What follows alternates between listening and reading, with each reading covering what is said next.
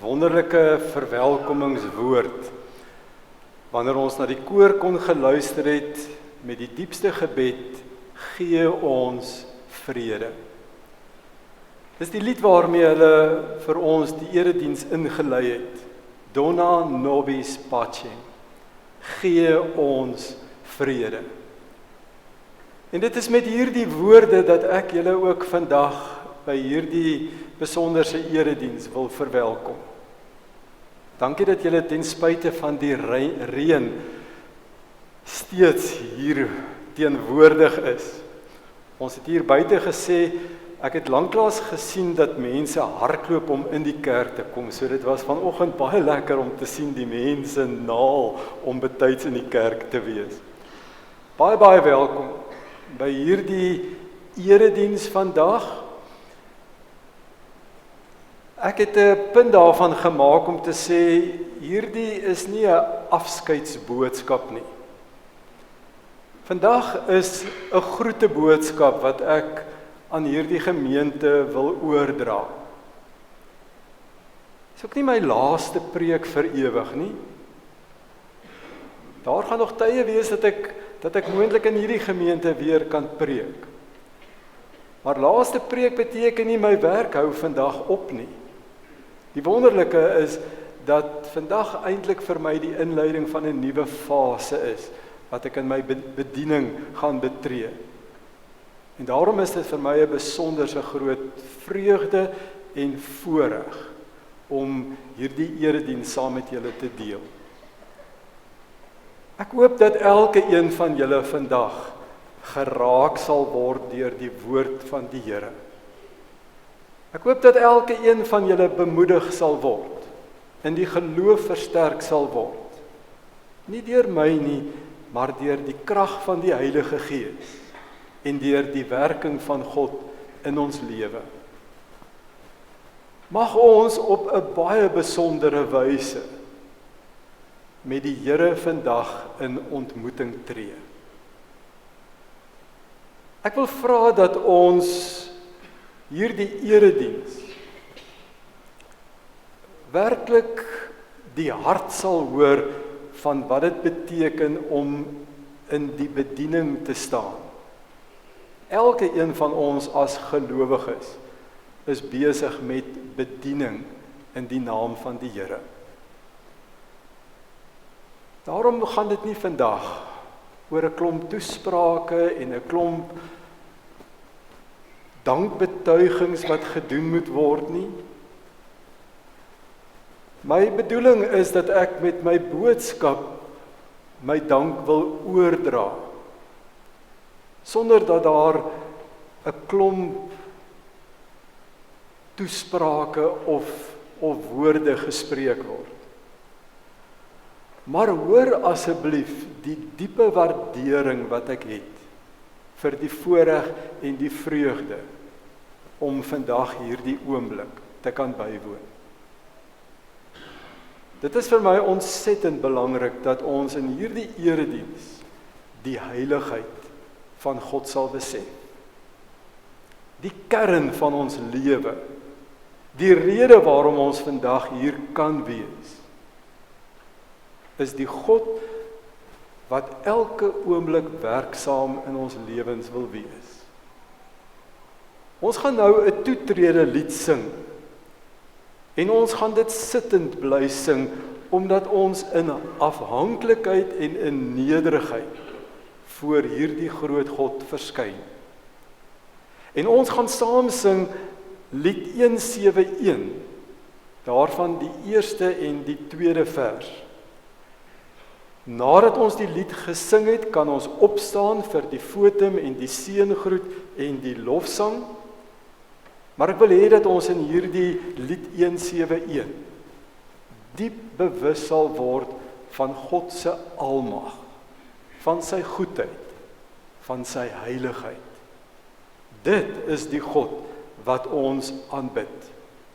In hierdie lied vra ons die vraag: wie kan ooit hom na waarde eer? Nogtans kan ons jubel, heilig, heilig, heilig is die Heer. Kom ons tree saam toe tot hierdie erediens, deur hierdie lied sittend saam te sing.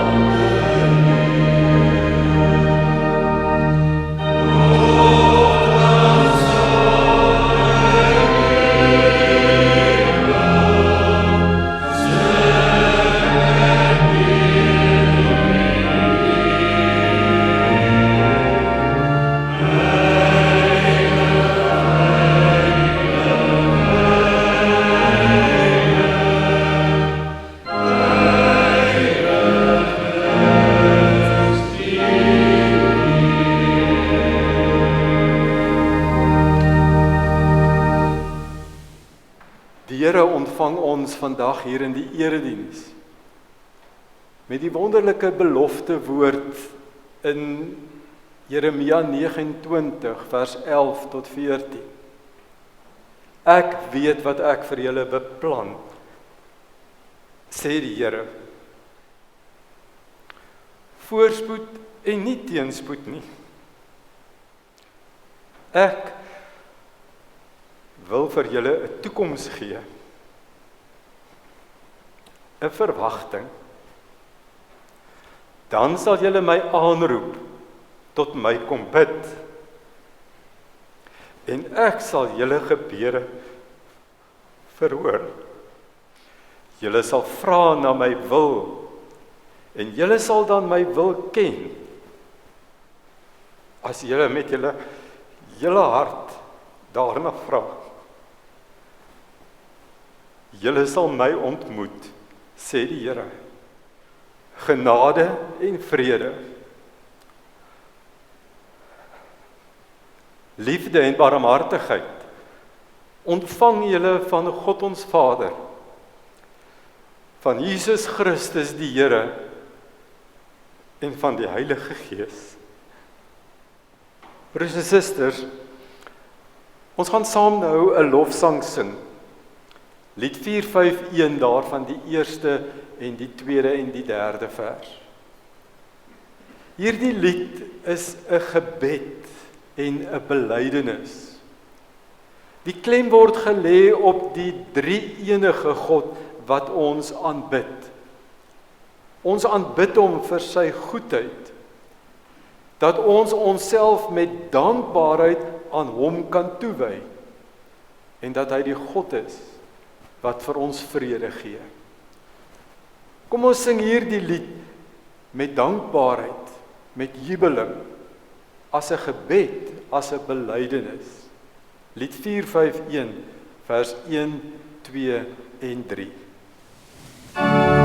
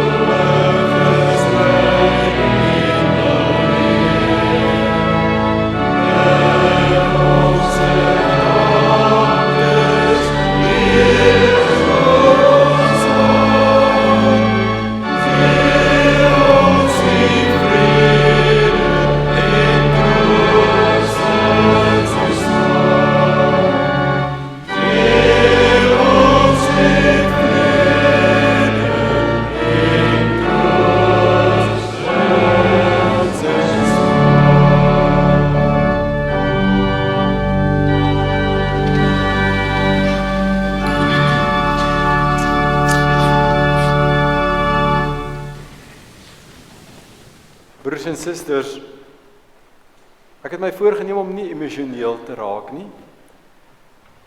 En wanneer ek emosioneel raak, broers en susters, is omdat ek oorweldig word deur die genade van God.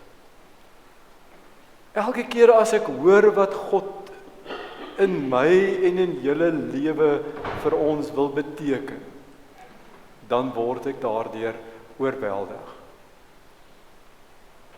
Ek hoop dat julle ook in die liedere wat ons al reeds gesing het, hierdie grootsheid van God sal besef. Die God in wie se hande ons is. Die God wat elke oomblik vir ons op die regte paaie wil lei. Dit is hierdie God wat ek ook wil aanbid deur nou saam met julle te bid. Kom ons bly so en sit.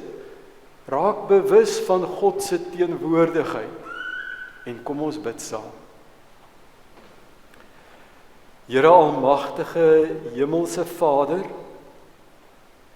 U is die skepper, die verlosser, die trooster van ons lewe. U vul ons met U krag en met U vrede. U beplan ons pad vir ons en U voer U wil uit in ons lewens. Dit bring ons tot lofprysing, tot dankbaarheid. Dit bring ons tot gebed. Want Here, om met U te praat en U praat met ons, bly vir ons die grootste voorreg en vreugde.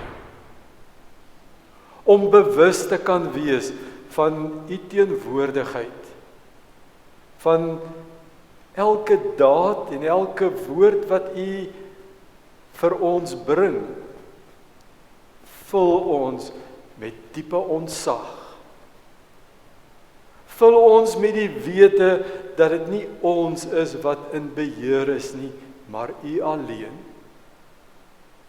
En vandag kom dank ons U daarvoor. U ken ons elkeen, Here.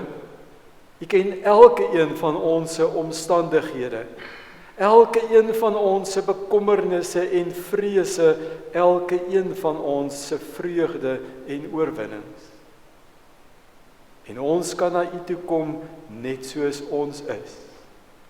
U ontvang ons, U gebruik ons, U stuur ons, U lei ons, daar waar U wil hê ons moet wees. Spreek dan nou tot ons, Here, deur U woord, deur die krag van U Gees, sodat ons op die regte dinge gefokus sal wees. Dat ons die regte woorde sal hoor, dat ons die regte dade sal gaan uitvoer, dat ons gedagtes op U gerig sal wees, en dat ons lewens aan U sal toewy. Spreek tot ons, Here, U kinders luister en wag in afwagting. Ons bid dit in die naam van ons Verlosser, Jesus Christus. Amen. Broers en susters, ons skriflesing van môre kom uit die baie bekende gedeelte in Jeremia 18, vers 1 tot 10. Ek het vir 'n baie lang tyd geworstel en gedink en besluit, waaroor wil ek preek? Watter gedeelte wil ek gebruik? En ek het elke keer teruggekom na Jeremia 18, die beeld van die pottebakker en die klei. En ons het by die pas afgelope algemene kerkvergadering, is ons vergadering ook afgesluit deur hierdie gedeelte, deur Dominee Leon Geel. Dit was vir my 'n bevestiging deurgaans dat dit die groete boodskap is, dat dit die woorde is. wat ek ook in julle midde wil laat. Die woorde van hierdie gedeelte gaan nie net oor my nie. Dit gaan ook oor julle. Maar dit gaan ook nie net oor ons nie, dit gaan in die besonder oor dit wat God in ons lewens wil wees en dit wat God in ons lewens mee besig is. Kom ons luister elkeen persoonlik ook na hierdie Jeremia 18. Kom ons internaliseer dit vir ons. Kom ons maak dit ons eie. Kom ons leef met dit in ons hart en in ons gedagtes. Die woord van die Here het tot Jeremia gekom. Gaan af na die pottebakker se huis toe, ek sal daar met jou praat. Ek is toe af na die pottebakker se huis toe, en hy was juis besig om iets op die skuif te maak. Maar die ding wat hy aan die maak was uit die klei het misluk. En hy het toe iets anders gemaak, soos hy dit wou hê. Toe kom die woord van die Here tot my. Kan ek nie met julle doen, wat hierdie pottebakker met die klei gedoen het nie, Israel? Vra die Here. Soos klei in die pottebakker se hand, so is julle in my hand, Israel. Een oomblik kondig ek aan dat ek 'n nasie, 'n koninkryk sal afbreek, sal uitroei, sal vernietig. Maar wanneer die nasie hom bekeer van sy boosheid waaroor ek hom wou straf, sien ek af van die straf wat ek oor hom wou bring. En die volgende oomblik kondig ek aan dat ek die nasie en die koninkryk sal bou en sal vestig.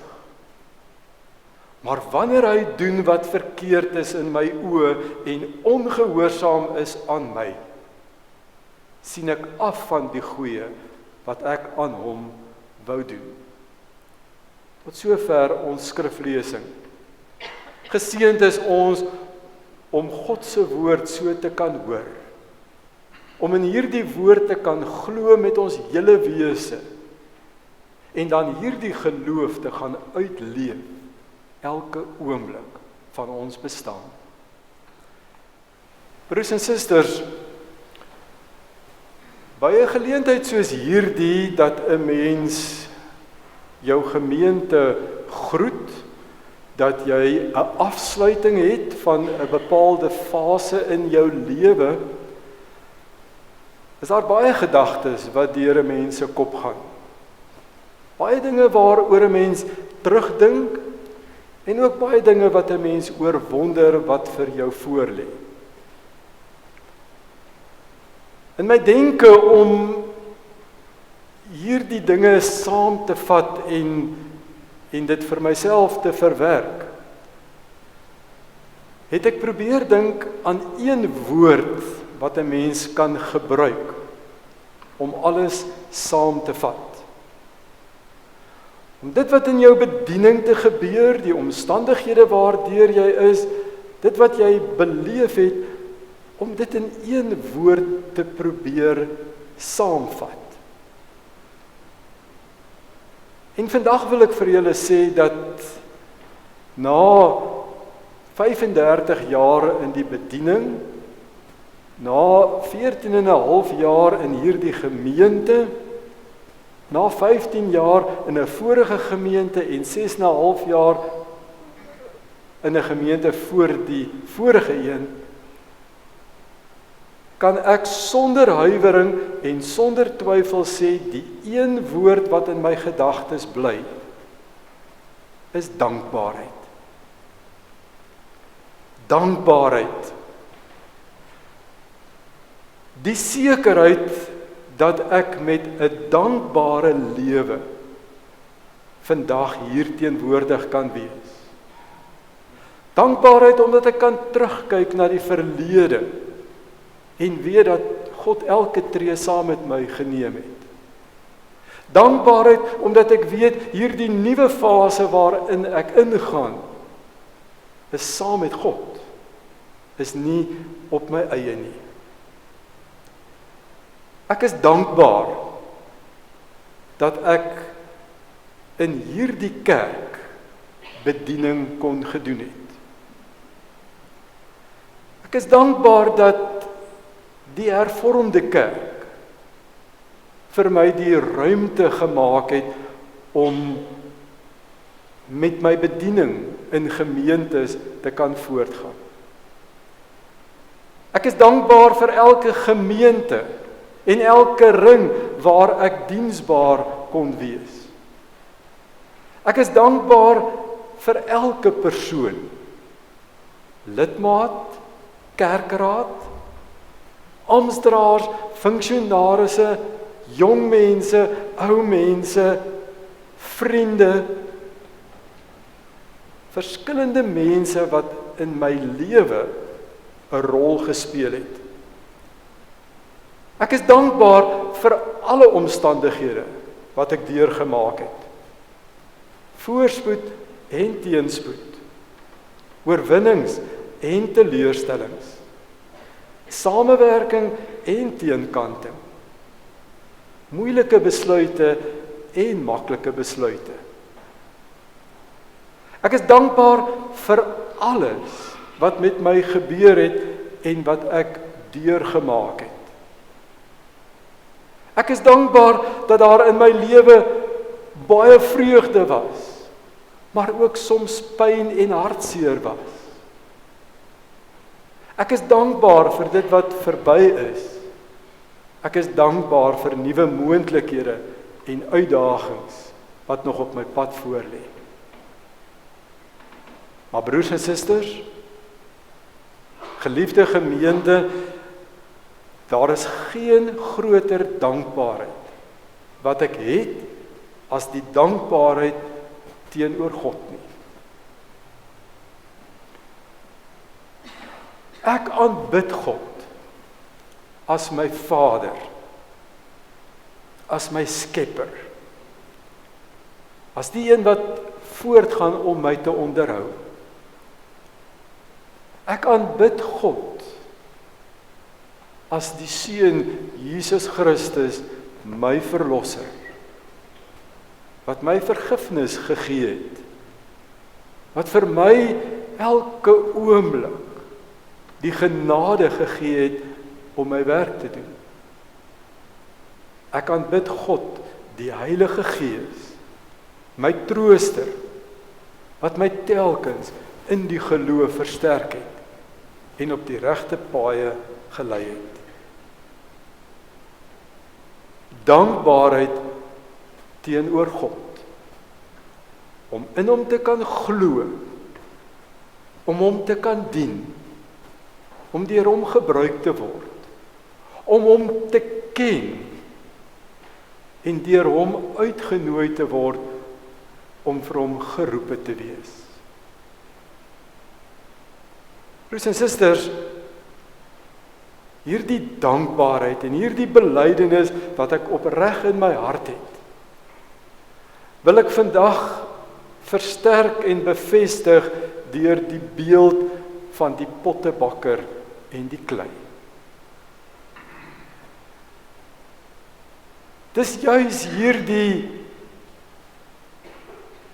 beeld van die pottebakker wat besig is om iets te vorm uit hierdie klei uit, wat vir my ontsettende diep betekenis het. Dwars deur my lewe, broers en susters, was ek ingestel daarop dat ek altyd gevorm wil word. Dat ek altyd meer wil leer. Dat ek nooit wil ophou om te verander nie.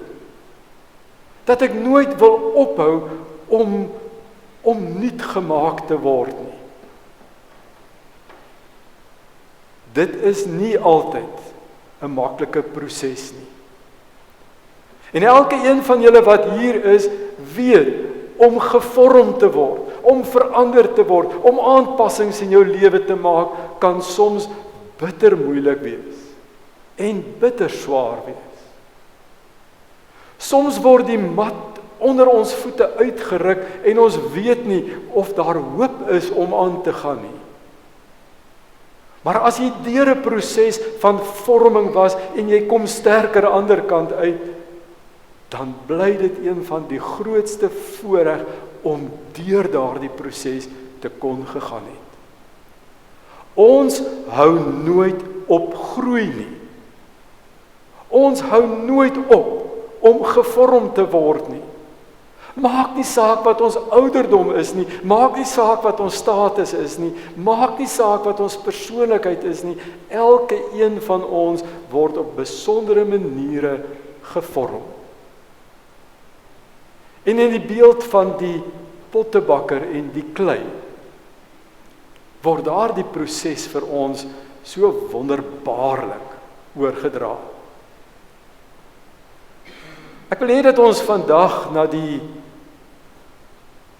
beeld van hierdie pottebakker en die klei sal gaan kyk.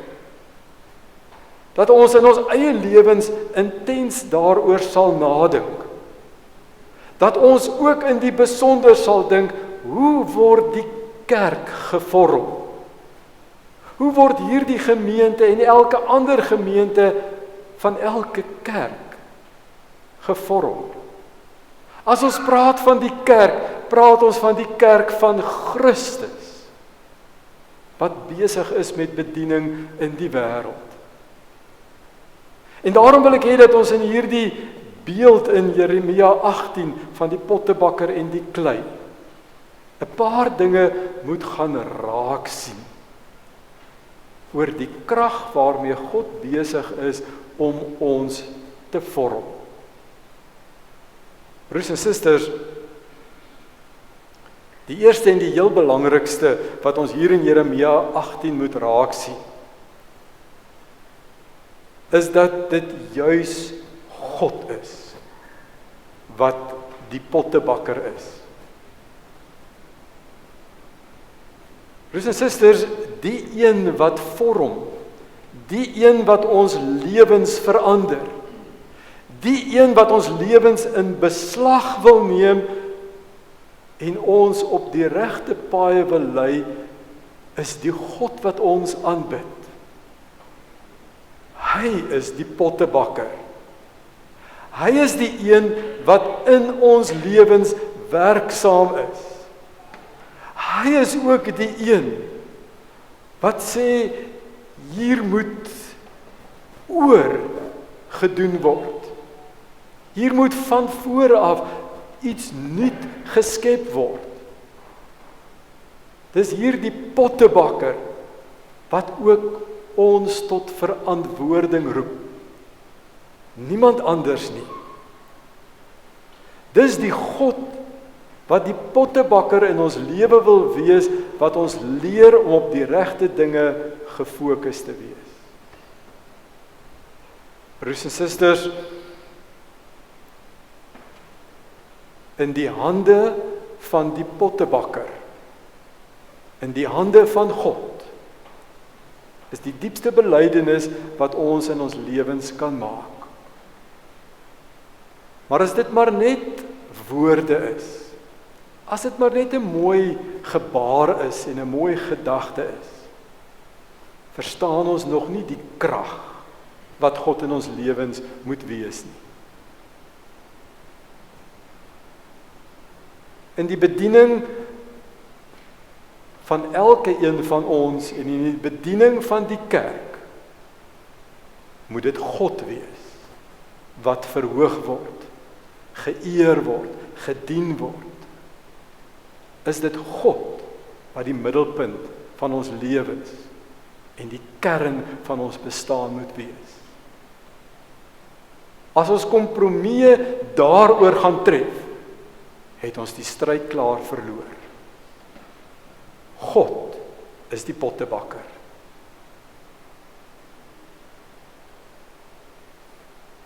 Die beeld op die skyfie is die hande met die stuk klei en die draaiwiel of die skyf waarop hier die klei rus. En ek wil hê ons moet vir al 3 eienskappe raak sien in hierdie proses van vorming deur hierdie beeld wat gegee word. Broers en susters, die eerste ding is dat ons moet raak sien wanneer jy gevorm word, dan moet jou hande vuil word. Jy kan nie met skoon hande deel wees van die proses van vorming nie. Jy kan nie maar onaangeraak wees deur die werk en deur die bediening wat jy moet verrig nie.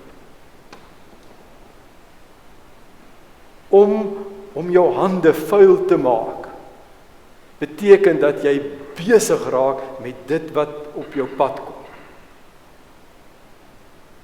As jou hande skoon is wanneer jy met klei werk, dan beteken dit jy het nie geraak aan die klei nie. In ons bediening moet ons dit ook besef. Dit vat harde werk. Dit vat vuil hande. Dit vat soms ongemak om voort te gaan met dit waarvoor God ons geroep het. Om gevorm te word kan nie maar net altyd gerieflik en maklik wees nie. Dit vra die moeite. Dit vra die insit daarvan. Dit vra dat jou hande letterlik vuil moet word. In hierdie beeld sien ons die klei. En dan sien ons dat hierdie klei ook nat is. Daar moet genoeg water by die klei gesit word, sodat dit hanteerbaar is. As jy te veel water gee, dan word hierdie klei pap, dan stort dit ineen. As jy te min water gebruik, dan is hierdie klei droog, dan verbrokkel dit, dit verkrummel, en dit kan nie vorm aanneem nie. Ons moet ook die regte voeding ontvang, die regte toerusting hê. Ons moet hanteerbaar wees in die hand van God en bereid wees om die regte vorm te kan aanneem. Die derde ding wat ek wil hê ons moet raak sien in hierdie beeld, is doodgewoon dat hierdie stuk klei op 'n draaiwiel is wat in die ronde moet beweeg. Om gevorm te word, kan nie maar net 'n statiese taak wees nie. Ons moet in beweging kom. En die spoed van hierdie draaiwiel verskil. Dit kan nie te vinnig wees nie, dit kan ook nie te stadig wees nie. Op die regte tyd gebeur die regte dinge. En dan vorm God ons. Dwars deur my bediening, broers en susters, was dit soms moeilik om te weet, hoe moet dinge nou uitgevoer word? Hoe moet ek nou deur God verander word? En tog het God telkens weer op die regte manier die regte dinge laat gebeur. Elkeen van ons moet soms ons hande vuil maak. Elke een van ons moet hanteerbaar wees. Elke een van ons moet in beweging kom. Broers en susters, 'n volgende saak wat ek wil hê ons moet raak sien in hierdie beeld van die pottebakker en die klei en in hierdie proses van vorming, is dat in hierdie gedeelte wat ons in Jeremia 18 gelees het, word daar nooit vir ons die eindproduk voorgehou nie. Daar word nooit gesê, en dis hoe mooi dit nou na die tyd gelyk het nie. Dit sê vir my iets daarvan, dat hierdie proses van vorming 'n oop einde het, 'n oop toekoms het. God kom nie op 'n stadium dan besluit hy, die eerste een het nie gewerk nie, die tweede een het ook nie gewerk nie, en nou hou ek op nie. As dit nodig is dat God weer moet doen, dan doen hy dit weer. Ons moet ook weet dat ons nie weet wat is ons eindproduk nie. Ons weet nie hoe moet ons as kerk lyk dat dit nou die finale is nie.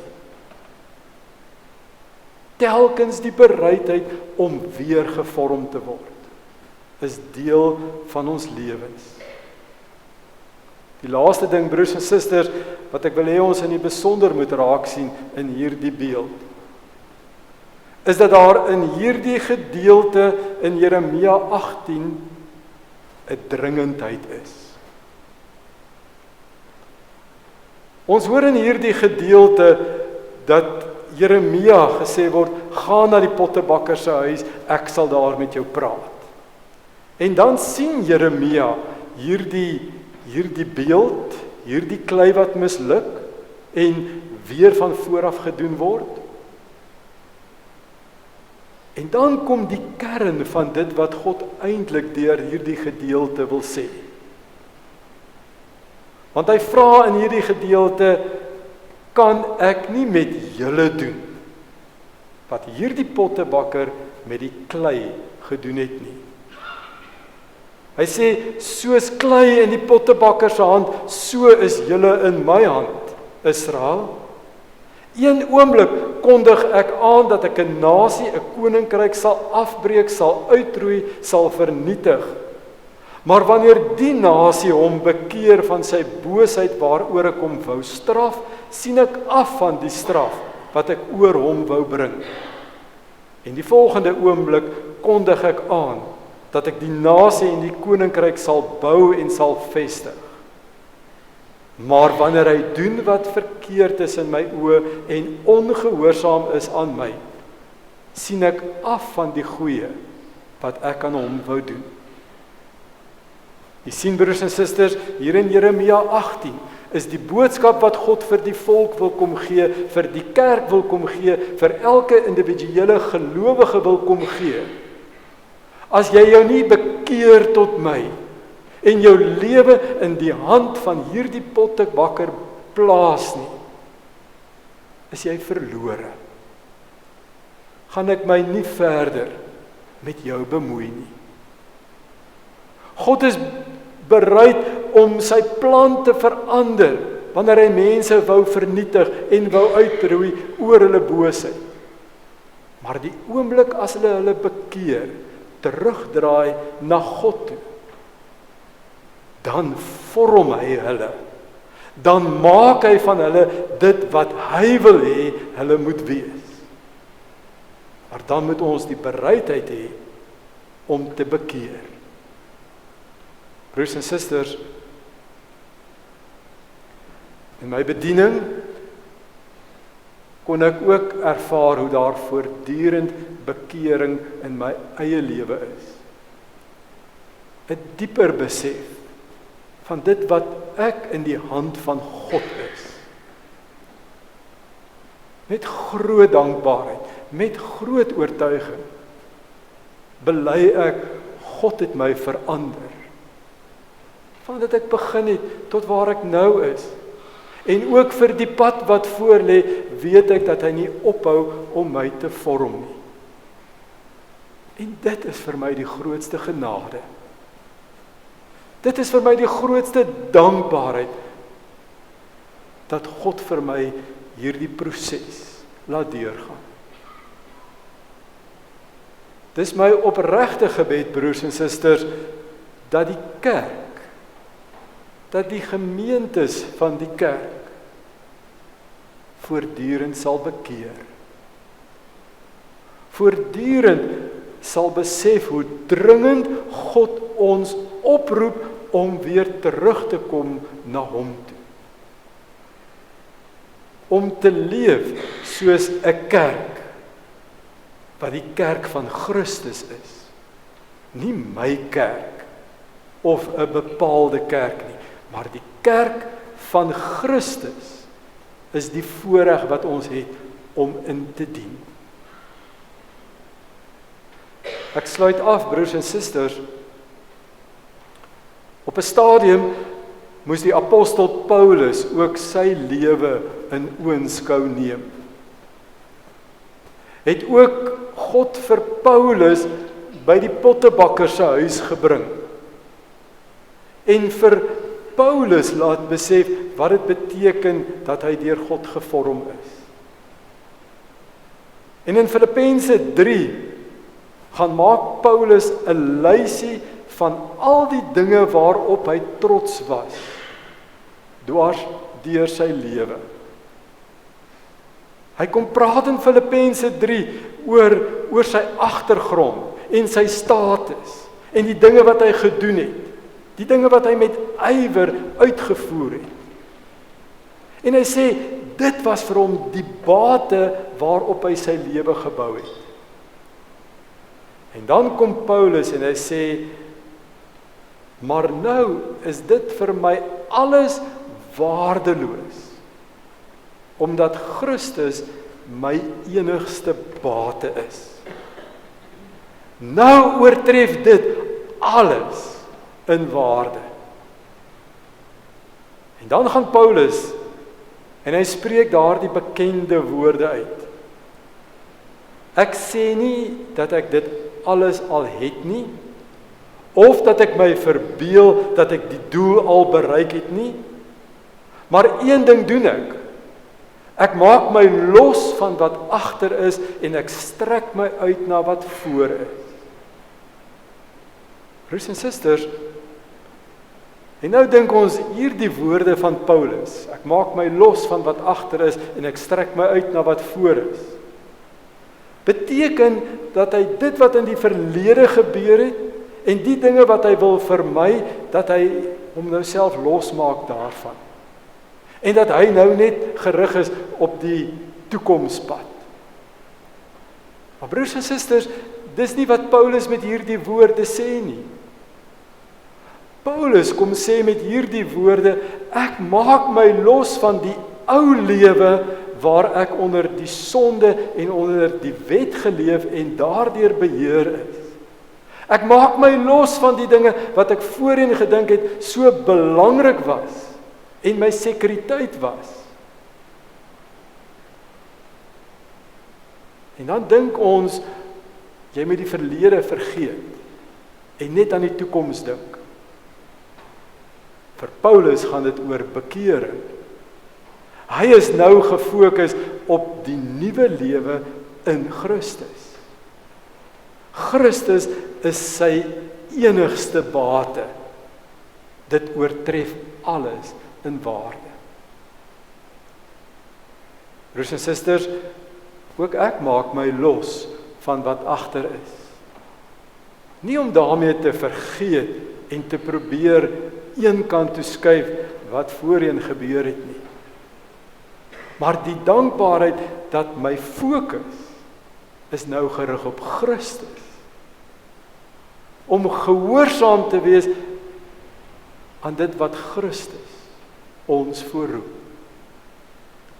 Dit is my opregte wens, my eerlike wens en gebed, dat elke een van ons in ons eie huise, in ons eie persoonlike lewens, dat elke een in hierdie gemeente, dat ons in die kerk van Christus sal bekeer, ons toe sal wy aan God, en hom as enigste bate in die wêreld sal gaan vertoon. Broers en susters, mag hierdie gemeente voortdurend gevorm word. Mag julle in die pad wat voorlê nie ophou om steeds gevorm te word na die wil van die Here nie. Mag julle elke oomblik julle hoop, julle krag, julle geloof in God alleen vind. Dis my groete boodskap aan julle. Dis met dankbaarheid dat ek weet, dit is God wat my ook op my pad verder lei. Dit is God wat in beheer is. Dit is God wat ons lewens regeer. Amen. Broers en susters, ek wil vra dat ons nou weer 'n lied gaan saam sing as 'n belydenis. Vonk 490, daarvan die eerste, die derde, die 6de en die 7de vers. Ons het al hierdie lied 'n vorige keer gesing. Dis nie heeltemal onbekend nie, dis nie oorbekend nie. Maar dit is 'n wonderlike lied om die belydenis te maak van wat ons as kerk ook moet wees. Julle sal in hierdie lied hoor dat daar ook gesê word, maak haar vir u roeping sterk. Dis omdat in die Hebreëus die woord vir kerk 'n vroulike selfstandige naamwoord is. En Openbaring praat van die kerk as die bruid van Christus. Daarom praat ons oor die kerk ook in vroulike terme. Maar hierdie belydenis sê, wees o Here by u kerk. Maak haar vir u roeping sterk, om so in u ryk te werk. Hoor ons Here, hoor ons. Ek wil hê dat ons in die verse daarna ook telkens ingestel sal wees op die mooi woorde, die betekenisvolle woorde wat ons as kerk ook bely. Ons sing hierdie lied sittende terwyl ons ook so ons geloof in God bely.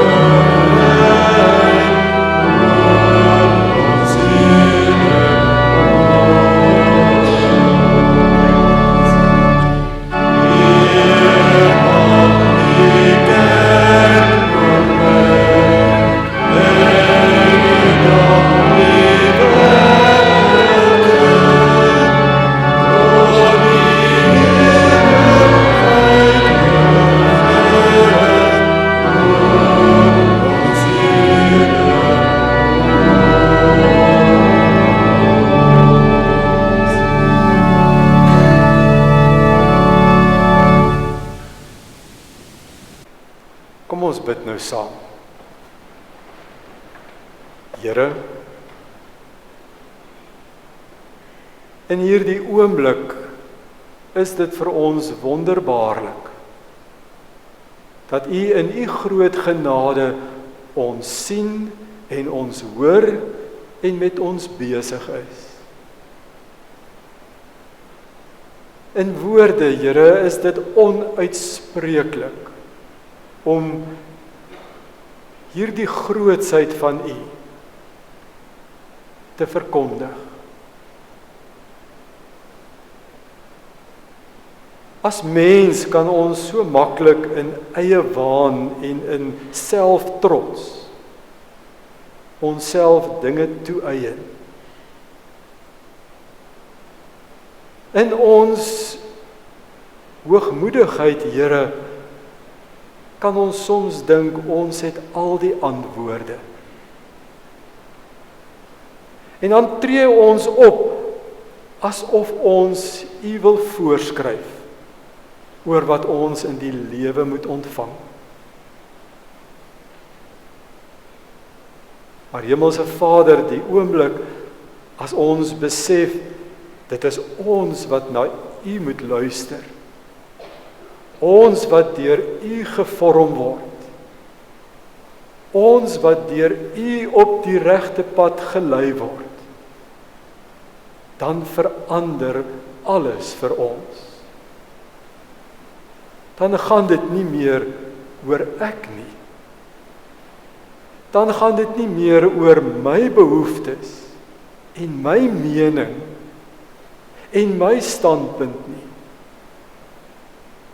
Dan gaan dit, Here, oor U wil, oor dit wat U in ons lewens mee besig is. Dankie, o God, dat U ons nooit wegskuif nie. Dankie dat U ons nooit vergeet nie. Dankie dat U nooit met ons ophou nie.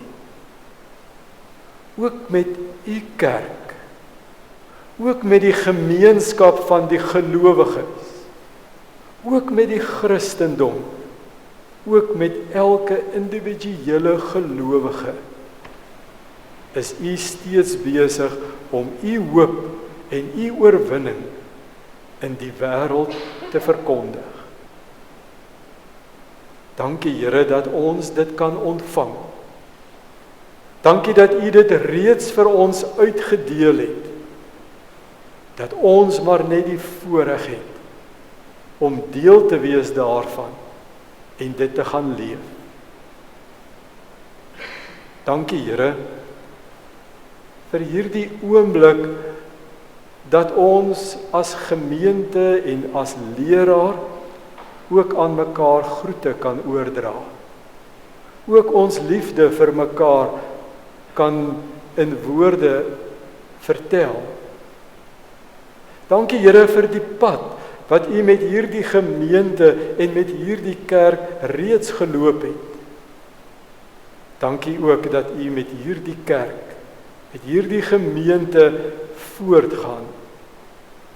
Dankie vir die voorreg dat ek as bedienaar van U woord op so 'n wyse deel kon wees en betrokke wees in die lewens van mense.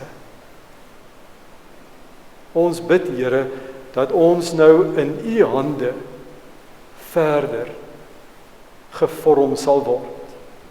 Ons bely, U is die pottebakker, ons is die klei. Dit alles bid ons in die naam van Jesus Christus, ons ewige verlosser. Amen.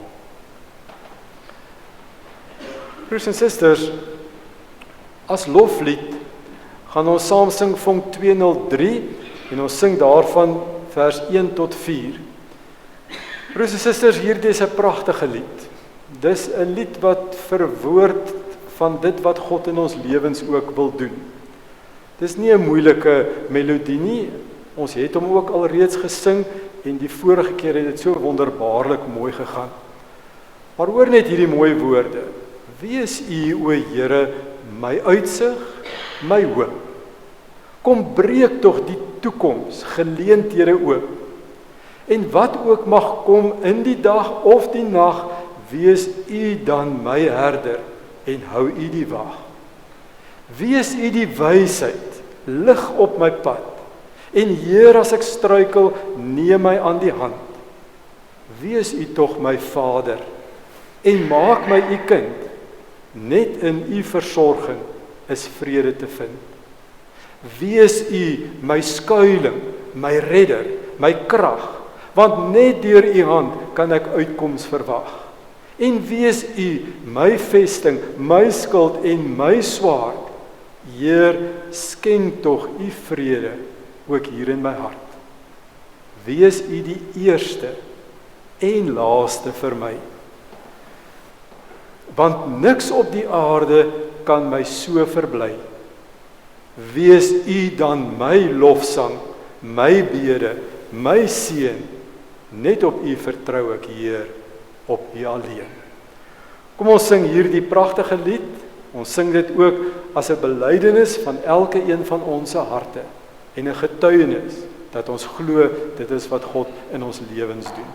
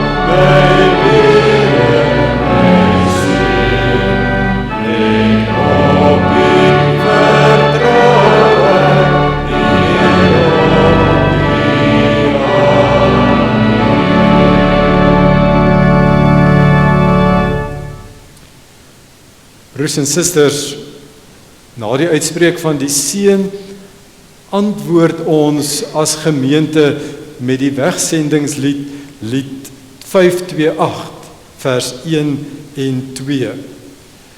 Dit is die lied wat ook die skriflesing bevestig. Neem my lewe en vorm my, U is die potbakker, U is die klei. Ontvang nou die seën van die Here. En met die seën van die Here stuur ek julle ook van hier af verder, met die vaste wete dat God elke oomblik by julle sal wees. God bly met ons waar ons ook mag gaan. Mag sy Gees ons lei en heilig en ons altyd deur beveilig. As ons struikel, trek die Vader deur sy liefde ons weer nader. God bly met ons waar ons ook mag gaan. Amen.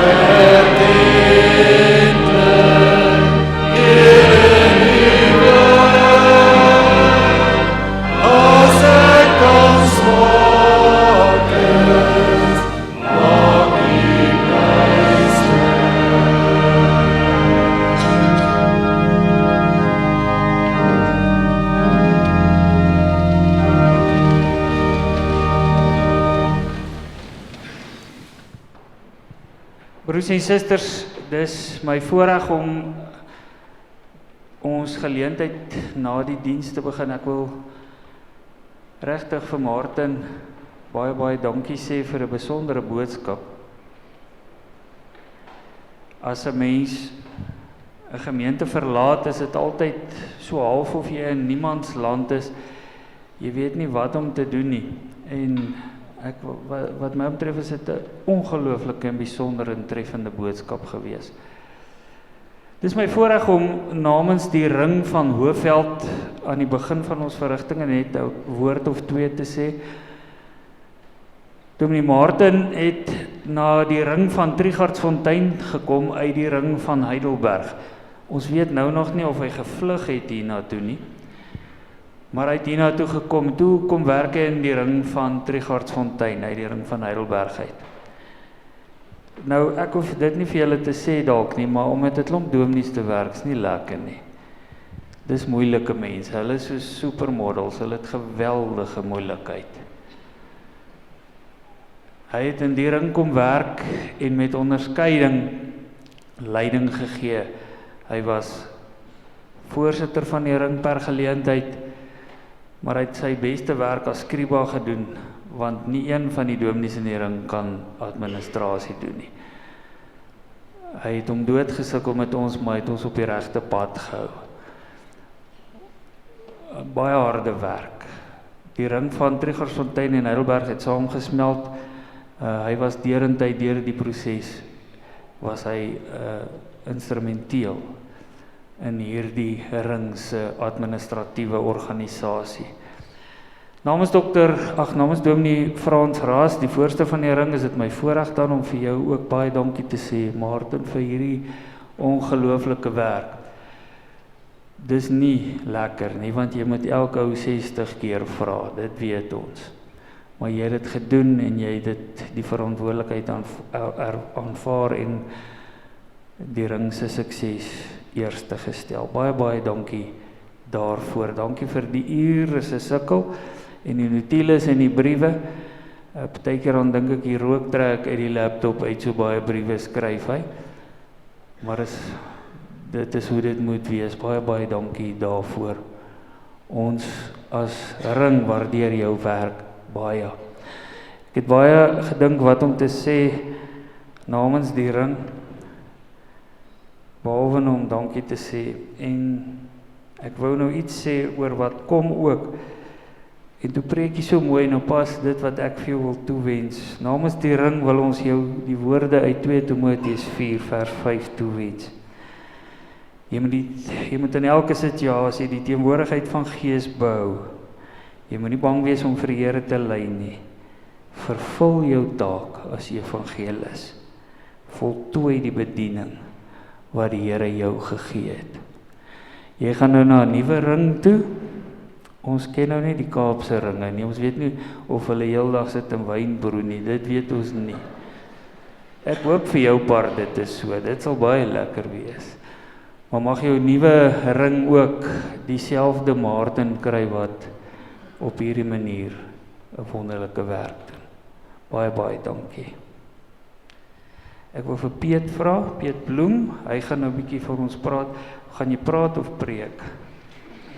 Albei, goed. Piet gaan namens die gemeente 'n paar woorde sê. Baie dankie Dominee Hannes. Dominee Maarten, om totsiens te sê is nooit maklik of lekker nie. Maar dit is my tog 'n eer en 'n voorreg om hierdie groete boodskap aan julle te bring. Namens die gemeente van die Hervormde Kerk Secunda wil ons vandag met dankbaarheid terugkyk op 14 jaar van getroue diens en met waardering vorentoe kyk wat die Here verder op julle pad hou. Gedurende die jare in hierdie gemeente het jy nie net in Jesus se voetspore geloop nie, maar jy het ook diep spore in ons harte getrap. Jy was by die doopvond waar jy met eerbied en vreugde die klein kindertjies van God in sy verbond ontvang het. Jy het saam met die ouers gebid vir hulle kinders se geloofsgroei en hulle begelei om hulle kinders in die Here se weë groot te maak. Jy het saam met ons jong mense gestap op hulle geloofspad, van kategese tot belydenis van geloof. Jy het met geduld en wysheid en warmte bygedra tot hierdie jong mense se geloofsontwikkeling en hulle gehelp om Christus as Here en Verlosser te leer ken en lief te kry. Baie jong mense dra vandag dieper geloof, juis omdat jy in hulle lewens teenwoordig was. Ons dink ook aan die vreugdevolle oomblikke, die troues waar jy as God se dienaar die liefde bevestig het, en die dankbare oomblikke van aanbidding, waar jy ons altyd na die woord gelei, vanoggend is 'n klinkbare voorbeeld daarvan. En dan ook die moeiliker tye, by die siekbed en by die begrafnis. Daar het jy met deernis en empatie die familie bygestaan. Jy het geen moeite ontsien om die siekes te besoek nie, selfs al was dit in die stad gewees. Jy het die lig van die evangelie laat skyn selfs in donker tye. Vir baie van ons is jy meer as net 'n predikant. Jy was 'n mentor en daarvan kan ek persoonlik getuig hoe Dominee Maarten my begelei het tydens my studies. Jy was 'n geestelike gids vir baie van ons gewees. En dikwels en nog steeds is jy 'n ware vriend. Jy het mense gehelp om hul gawes te ontdek. Hulle bemoedig in geloofstye en altyd met 'n sagte woord en vaste geloof leiding gegee. Jy het met jou lewe gewys wat dit beteken om in nederigheid te lewe en met liefde die Here te dien. Ons dink ook met dankbaarheid aan die belangrike rol wat jy gespeel het in die stigting van die kerkkoor. Jou visie en aanmoediging het daartoe gelei dat die koor 'n blywende seën vir ons eredienste geword het, wat selfs op uitnodiging by ander gemeentes getuig deur sang. Daarmee het jy nie net die koormusiek in ons erediens verryk nie, maar ook nuwe geleenthede geskep vir lofprysing en geloofsgemeenskap. Jy het vir Johannie betrek en vir 'n beter koorleier en afrigter kon ons nie voorgevra het nie. Jou bediening was in ons getuienis van wat dit beteken om die Here lief te hê en die mense te dien. Ons sê opreg dankie vir elke preek, elke besoek, elke gebed, elke bemoedigende woord. Ons wil ons opregte dank uitspreek aan Renay vir jou getroue bystand vir Martin, dat jou in staat gestel het om sy werk so te kon doen. Mag die Here julle seën met nuwe moed en vreugde vir die pad vorentoe. En mag julle altyd weet dat hier 'n geestelike tuiste, dat julle hier 'n geestelike tuiste en familie sal hê, wat met dankbaarheid sal terugdink aan die werk wat jy hier gedoen het. Dominee Martin het ook 'n groot liefde vir fietsry en stap. Nou, ek weet nie of jy iets weet van die brandstofprys nie, maar fietsry en stap is sy ding.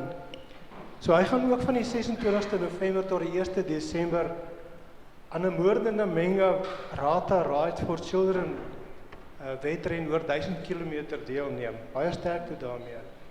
Dan het hy ook verskeie kere het hy die Visrivier Canyon gestap en het as gids opgetree daar. En baie van ons gemeentelede het meegedoen in daai stap. Dominee Martin, Renay, dit is met waardering, liefde en seënwense wat ons vandag afskeid neem. Met hierdie woorde wil ons jou vandag groet. Alles wat mooi is toewens. En met liefde van Secunda gemeente, op julle pad vorentoe. Baie dankie, sterkte. Baie dankie Piet. Ek wil vir ouderlinge Johan Fourie en Jan Pieterse en Celia Lourens vra om namens die gemeente net 'n geskenkie vir Martin en vir Renay te oorhandig.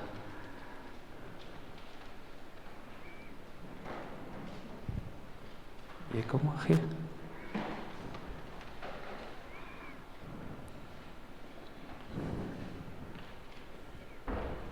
Baie dankie.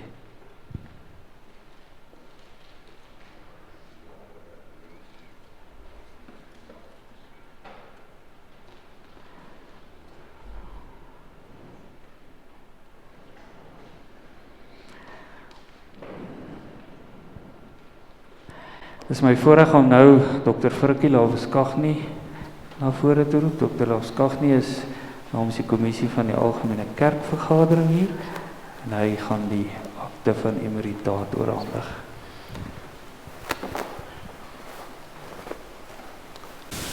Broers en susters, goeiemôre en baie dankie vir die voorreg en die geleentheid om namens die Algemene Kerkvergadering ook hierdie akte van emeritaat aan 'n predikant van die kerk te kan oorhandig. Ek het vanoggend gery van Pretoria af, al die pad in reën. In ons mooi land is reën simbool van seën en ons onthou dit ook altyd so.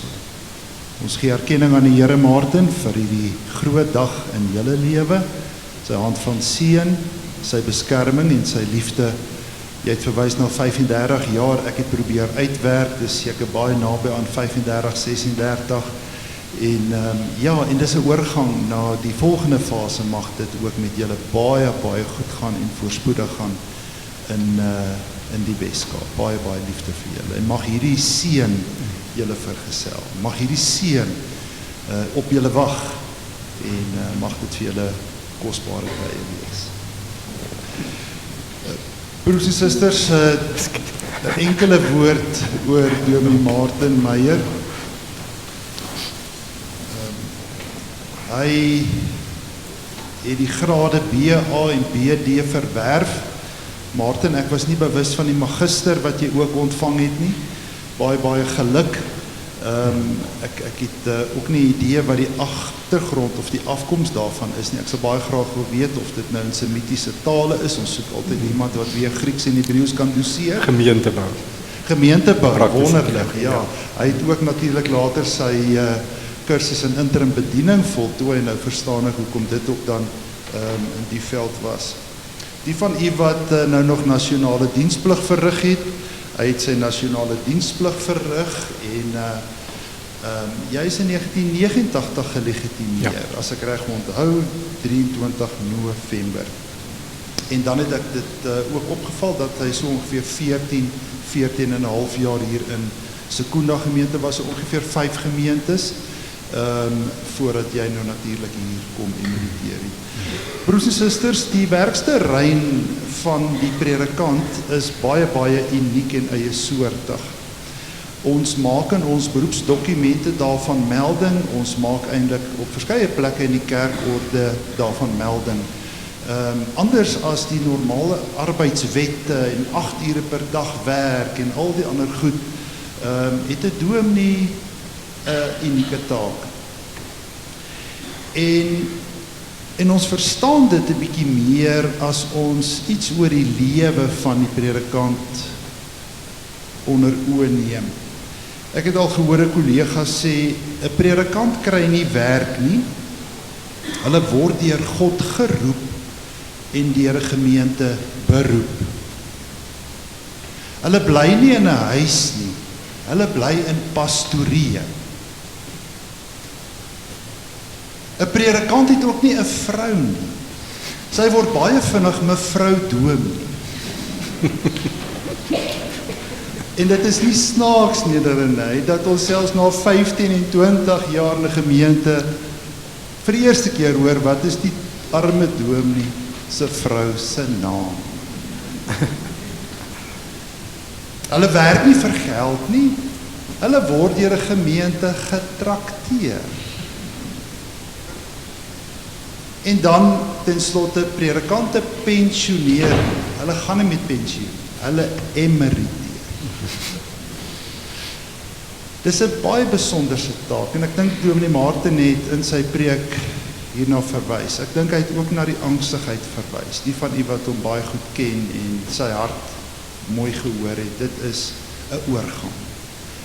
En wat op hom wag, weet ons nie. Maar hy het gesê, hy het daarvan getuig. God sal hulle pad gelyk maak. En wanneer predikant sy werk doen in die kerk, dan doen hulle dit omdat hulle iets van hierdie geroepenheid ervaar. Ons verwys ook hierna as roeping. En daar word van die begin af baie fyn geluister na die stem van God. En deurgaans was dit nodig, Martin, dat jy en Renée dit doen. Hulle het op 'n dag met een van ons ouer predikante se vroue 'n onderhoud gevoer. En hulle het goed verstaan dat elke predikantsvrou hulle eie rol het. Ek weet hoe ons in die kerk inbeweeg het, Martin, was daar 'n bepaalde rol, daar was 'n bepaalde verwagting. Ek het selfs 'n vrou wat in 'n bepaalde beroep gestaan het. En dit was nie vir haar altyd moontlik om NHSV vergaderings te lei en by alles van die kerk betrokke te wees. So het die rol van vroue ook in ons kerk met betrekking tot hulle mans as predikante verander. Maar toe hulle die ou dominee se vrou vra in onderhoud, wat was haar een groot taak in die pastorie? Was haar getuienis na 40 jaar in diens saam met haar man om dominee rustig te hou. Ek hoop dat Renée jou hart vasgehou het en dat julle vir mekaar goed gaan wees in hierdie fase wat nou kom. Dit is skokkende nuus, maar vergeet nou bietjie van die kerk vereers. En gee aandag aan jouself. Jy gaan altyd lief bly vir die Here. En die Here gaan altyd jou naam en jou adres ken. Maar pas julle mekaar op en geniet hierdie ongelooflike tyd wat julle wag. Ek gaan dan nou die akte van emeritaat oorhandig aan my kollega en ek lees vir u die akte voor.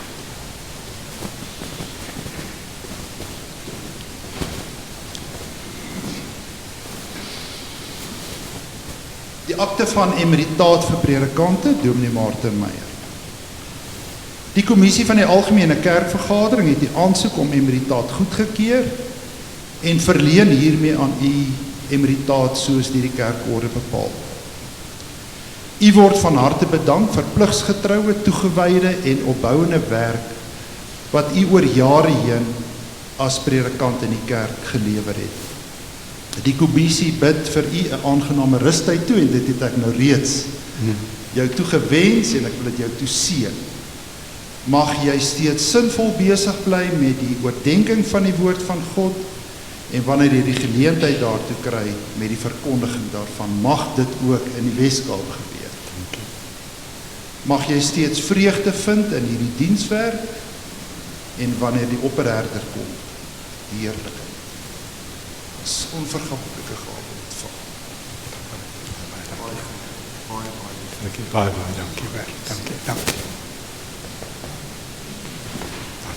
Dankie broers en susters, baie vrede en baie liefde vir julle. Die koor gaan nou vir Dominee Martin en Renay toesing, broers en susters. Daarna gaan ons vir hom geleentheid gee om ietsie te sê as hy sou wou.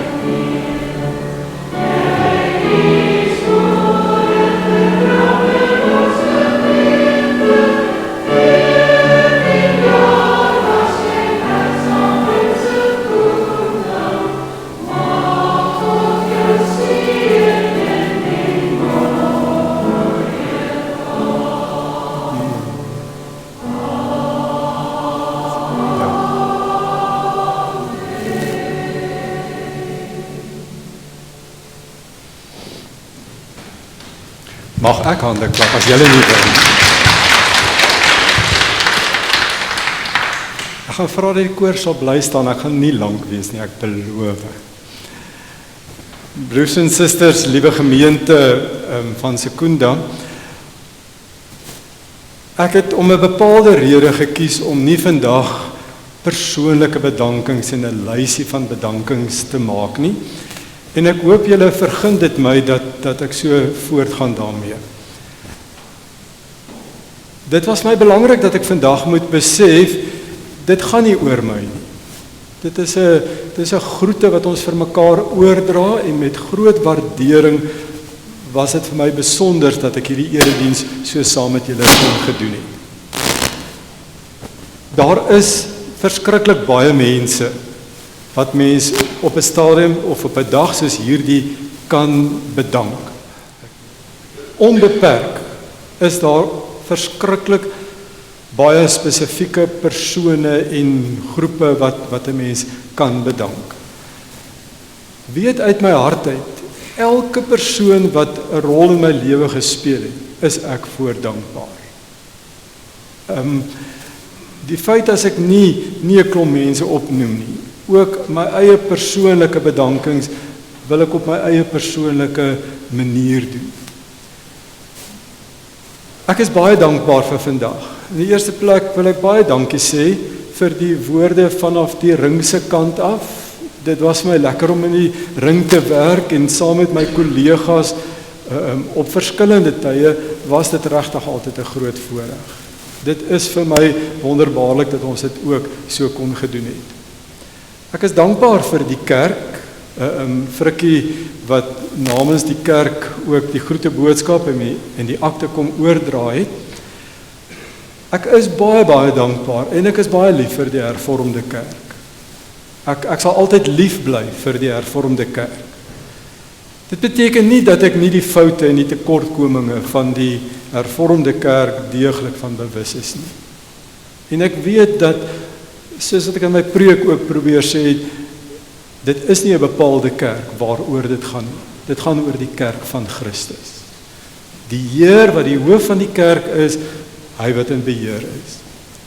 Maar ek is dankbaar dat ek in die hervormde kerk spesifiek my amptstermyn kon voltooi het. Ek wil so persoonlik daarom net sê, ek is baie dankbaar dat Frikkie vandag hier is. Hy is nie vir my vandag hier in sy amptelike hoedanigheid nie, maar ook as vriend saam met sy vrou Mariet. Ons het 'n studente al saam geloop en die werk wat Frikkie in die kerk doen is onskatbare waarde. En die pad wat Frikkie saam met my geloop het deur moeilike omstandighede op verskillende tye in die kerk was ook vir my verskriklik betekenisvol. Jy kan vir Frikkie enige tyd bel en hy is onmiddellik bereid om te help. As hy nie beskikbaar is nie, hy sorg dat hy terugkom na jou toe. Maar die raad wat hy gee, die wysheid wat hy gee, as dit is wat die kerk mee besig is, dan is ek verskriklik dankbaar daarvoor. Ek het gedink ek gaan hom uitvang as hy my nie 'n broederlike druk gegee het nie, het ek hom kwaadlik geneem. Dis die lekkerste, as hy jou groet, dan druk hy jou so vas. Ek verdwyn so 'n bietjie hier onder sy lengte en alles. Ek wou gesê het, kom help. Frikkie, baie dankie. Dra my dank en waardering en groete aan die kerk ook oor en aan die algemene kommissie. Ek het groot waardering daarvoor. Gemeente van Secunda, baie dankie. Dankie vir die tydperk wat ek hier kon gewees het. Deur hoogtepunte en laagtepunte het ons met mekaar 'n band gesmee wat my altyd sal bybly. Ek het groot dankbaarheid vir die gesindheid, die atmosfeer, die manier waarop Secunda dinge gedoen het. Ek het van Standerton af hier gekom en ek wil vir julle sê, die spontaniteit wat in die gemeente Secunda was vir my altyd verskriklik lekker. Ek kon myself gewees het sonder om in 'n bepaalde gebruik of gewoonte geforseer te word. En dit sal van Secunda my altyd bybly. Ek beskou nie hierdie as 'n breek wat tussen ons plaasvind nie. Hierdie is die oorgang na 'n volgende fase wat vir my opwindend is. Dit is Frikkie ook gesê, ek weet nie presies wat voor lê nie.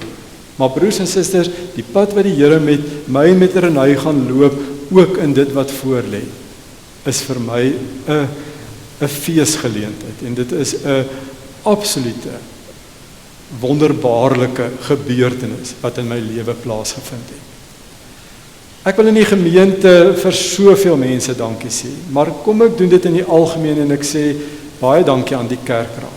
Dankie vir die pad wat ek met die kerkraad, elke ouderling en elke diaken kon geloop het. Baie dankie vir hierdie wonderbaarlike koor. Hierdie koor is vir my na in die hart en hulle het so wonderlik ontwikkel en gegroei en net altyd verdieping gebring in enige erediens of enige sangdiens wat ons gehad het. Johannie, ek het nie die woorde om altyd te sê hoe wonderbaarlik dit is nie. Sy kan ongeduldig raak gesê ek wil hierdie lied sing, dan sê sy ons gaan sukkel. En dan doen sy dit op so 'n manier dat almal net gemaklik dit kan doen. So ek sê baie dankie. Vir die sang en die musiek in die kerk was ek nog altyd baie dankbaar. En die koor is vir my absolute bevestiging daarvan. Ook vir die kategese, die jong mense, wil ek baie dankie sê. Dit was my altyd kosbaar om met die jong mense pad te loop. Ek wil vir die NASV, vir die Sistersvereniging, baie dankie sê. Dankie dat julle altyd bereid is om te werk. Altyd bereid is om maar weer dinge te gaan doen. Marna en haar span neem partymal 'n ding en sorg dat dit 'n sukses is. En daarvoor is ons baie dankbaar. Dankie ook, ek het reeds in die saal gesien hoe heerlik lyk die verversings en die tee, so ek sê baie dankie daarvoor. Baie dankie Piet vir die mooi woorde wat jy gespreek het. Piet, vir die van julle wat nie weet nie, ons sê eintlik vir hom proponent, hy is eintlik nou 'n dominee. Hy het op die ouderdom van 60 gaan aftree by Sasol en toe gaan teologie studeer. So hy is nou eintlik dominee Piet Bloem. Maar Piet nog altyd vir my 'n vriend gewees, nog altyd vir my 'n vertroueling gewees en daarom het ek ook groot waardering vir die mooi wyse waarop jy hierdie woorde namens die gemeente gebring het. Broers en susters, daarmee wil ek afsluit. Baie dankie. Dankie vir vandag. Kom drink asseblief 'n lekker koppie koffie en tee en verversings daar in die saal en dan kan ons 'n bietjie verder kuier. Baie dankie, gaan in vrede.